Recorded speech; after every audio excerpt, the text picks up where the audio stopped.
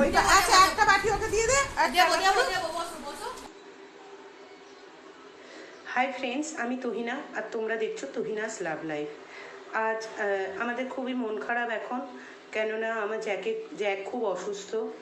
Jack এক সপ্তাহের উপরে খুব অসুস্থ আছে। ওর হেমাটমা হয়েছে, ওর কানটা একদম রুটির মতন ফুলে গেছে, পুরো কানটা ভরে রক্ত জমে গেছে। দেখো কত রক্ত বের করা হচ্ছে।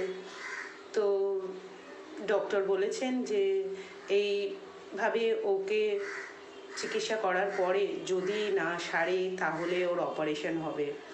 তো আমার খুব খারাপ লাগছে। আমার জ্যাক খুবই ভালো ছেলে, খুবই শান্ত এবং কথা শোনে খুব।